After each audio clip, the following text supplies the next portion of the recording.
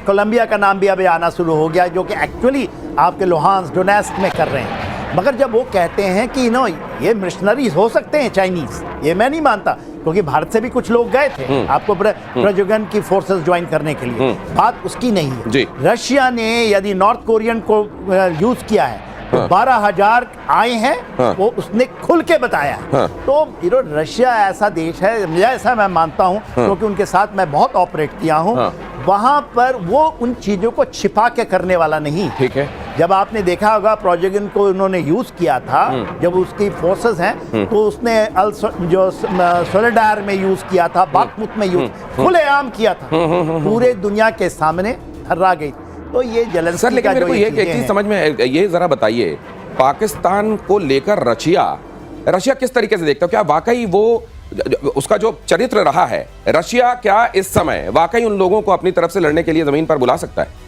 देखिए, जब ये लड़ाई शुरू हुई थी 2022 में, आपको याद होगा इमरान खान साहब जिस दिन लड़ाई छिड़ी थी वो रशिया पहुंच गए। तो ऐसी खबरें भी आ रही हैं, वो चिंता का भी कभी कभी भारत का विषय बन जाता है, क्योंकि उनकी थोड़ी डील तो हुई है, रशिया के साथ पाकिस्तान की डील है। और चाइना के सह पे हुई, चाइना के सह पे हुई है। वो उनसे तेल भी लेना चाहते हैं, वो भी शायद आ रहा है। तो सर ये बताइए, ये खबर अगर अमेरिका को पता चलेगी और अमेरिका वहां से तेल निकाल रहा है, तो पाकिस्तान का तेल नहीं निकाल देगा ये खबर सुनने के बाद?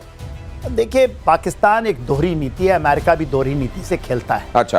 तो और इसके लिए देखिए, जब करेक्ट आकलन करें, मैं भी ऐसी बड़ी बातें कर देंगे पाकिस्तान में कुछ नहीं है। पाकिस्तान एक महारत तो हासिल की है। वो जानता है कि कैसे, जब हम 3A की बात करते थे, अल्लाह, अमेरिका, आर्मी, अमेरिका आता था। आज चाइना जो हिमालय से भी ऊंचा और जमीन से भी गहरा उनका संबंध है।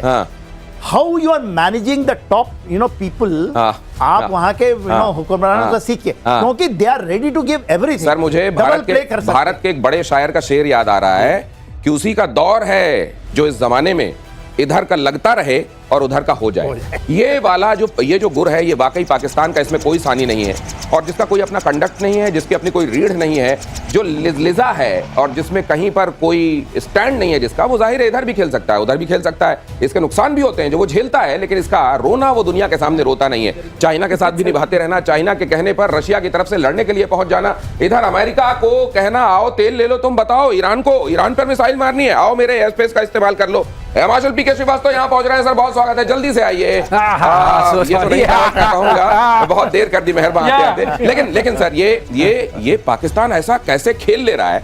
अमेरिका के शह पर जेलेंस्की लड़ रहे हैं, लेकिन उधर रशिया के साथ जाकर कह रहे हैं कि इसके सोल्जर्स जा रहे हैं और लड़ाई लड़ रहे हैं।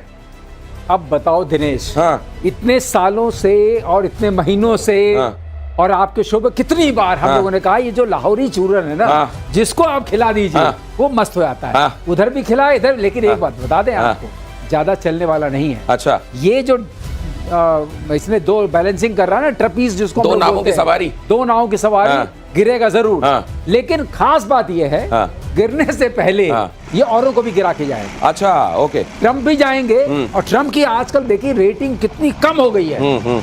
अमेरिका में सारे लोग त्रस्त हो गए। सर, लेकिन पाकिस्तान जैसी पनौती को रशिया अपने यहाँ आने क्यों दे रहा है सर? उधर रशिया लेके जा रहा है। भाई वहां से अगर उसके सैनिक कुछ भी गए होंगे तो पनौती है ना सर। देखिए, ऐसा है, अगर मरने के लिए लोग तैयार हैं तो फ्रंट लाइन वो अपने क्यों रखे हैं? फ्रंट लाइन पे अपने सैनिकों को क्यों लगाया जाए? अगर मरने के लिए लोग तैयार हैं, अगर मुनीर उनकी जान की एवज में कुछ पैसे खा के उनको भेज सकता है, तो ठीक है, मरने के लिए उनको जेलेंस्की की बंदूकों के और मिसाइलों के सामने उनका सीना कर दिया जाए। यूक्रेन के ठिकानों पर रूस का जबरदस्त प्रहार। अगली खबर देखिए, टॉर्नेडो एस रॉकेट लॉन्चर से कहर बरपाया गया। यूक्रेनी सेना के कई अस्थायी डिप्लॉयमेंट पॉइंट तबाह हुए। अब जरा यहां देखिए, रशिया किस तरीके से यूक्रेन को लगातार धूल धूसरित करने में लगा हुआ है। जिस यूक्रेन को दुनिया में संपन्नता के लिए, समृद्धि के लिए जाना जाता था, दुनिया की ब्रेड बास्केट कहलाता था, दुनिया के लिए ग्रेन सप्लाई करने में, सूरजमुखी का तेल सप्लाई करने में, एनर्जी सप्लाई करने, गैस, ऑयल, ये अब यूक्रेन जो है ये चरमरा के ढांचा बचा है। सर, मुझको लगता है जेलेंस्की इसको वहां ले जाएंगे जहां से यूक्रेन बस नाम का रह जाए। बस बिल्कुल ठीक कह रहे हैं। और आप देख रहे हैं, जितने बार ट्रम्प बातचीत करता है, कोई मिलने के लिए जाता है, उतनी बार पुतिन एक नया हथियार लगा निकाल लेते हैं। टॉर्नेडो एस उन्होंने पहली बार उतारा है। अच्छा, ये जो है ये मारक क्षमता इसकी 200 से 300 किलोमीटर तक की मानी जाती है। अच्छा, ये वहां तक मार कर सकता है। हाँ। और बहुत सटीक है। हाँ। अब इन्होंने ये निकाला। अच्छा। क्योंकि आप फिर बात करने आए हो। हाँ। क्योंकि बात करके आप बात नहीं करते हो। हाँ। आप सिर्फ धमकी देते हो। हाँ। हम मार देंगे, 7 तारीख तक करो। हाँ। 5 तारीख तक करो। हाँ। तारीख पर तारीख, हाँ। तारीख पर तारीख हो क्या रहा है? या तो तारीख देते हैं या टैरिफ देते हैं। इनको अपना ये रास्ता बदलना तो सर आप ये जो कह रहे थे, बातचीत जो हो रही है, हाँ। टॉर्नेडो एस आया है। हाँ। इसके बाद और भी आएंगे। हाँ। सिर्फ पुतिन ये बताने की कोशिश कर रहे हैं कि अभी ये शुरुआत है, आगे हमारे पास बहुत कुछ तो है। ये सोचिए कि जहां वेस्ट ये कह रहा है कि देखो हमने उनका पूरा उनको एम्प्टी कर दिया, उनके पास हथियार बचे नहीं है, इधर रशिया कह रहा है अभी तो कई हमने मैदान में उतारे ही नहीं है। और इधर देखिए जुलाई में रूस का यूक्रेन पर 600 ड्रोन से अटैक। युद्ध शुरू होने के बाद सबसे ज्यादा ड्रोन अटैक, हमले में 50 से ज्यादा की मौत, कई घर तबाह हुए, एम्बुलेंस मिलिट्री ठिकानों को भी नुकसान हुआ है। जुलाई में रूस का यूक्रेन पर अभी तक जो अटैक हुआ है 600 ड्रोनों का अटैक काउंट किया जा चुका है। और जुलाई में एक तरीके से सबसे मारक साबित हुआ है।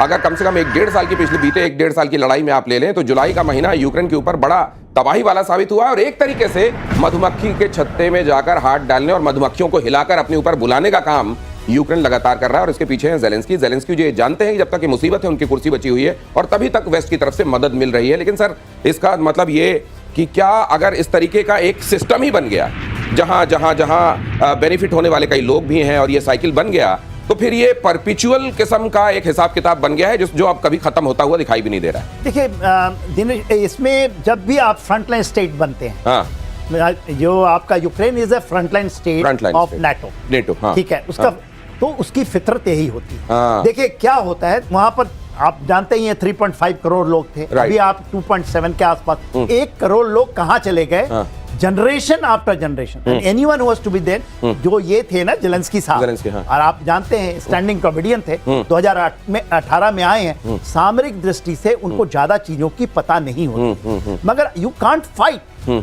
जो कि भाई भाई है। यदि यूक्रेन को आप लें और रशिया भाई भाई है, उनको भी लड़ाने वाला है, इंडिया और पाकिस्तान को भी लड़ाने वाला, या नॉर्थ कोरिया साउथ कोरिया को लड़ाने वाला, ये जो चीजें हैं, ये जो लोग हैं, और कौन करता है वो आपको इशारों में पता है।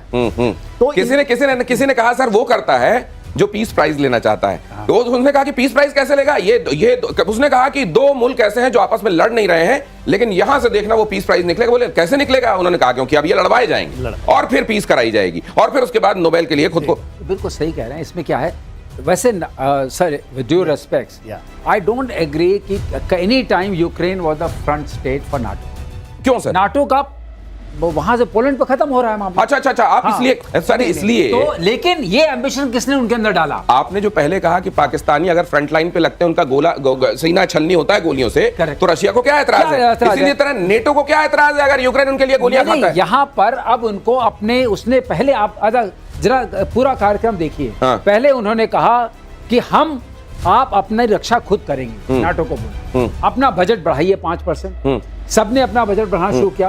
अगर बजट बढ़ता है नाटो कंट्रीज का, तो किससे खरीदेंगे वो हथियार? वही हथियार खरीदेंगे। राइट। हथियार खरीदेंगे तो लोग मरेंगे तो फार्मेसी किसकी लेंगे? फिर आपने कहा आप इनसे तेल मत लीजिए, नॉर्थ स्ट्रीम को आपने खुद ही उड़ा दिया। तो इसका मतलब कि आप कहते हैं मेरा तेल लो, हाँ, मेरी दवाई लो, हाँ, मेरी बंदूक लो और लड़ो।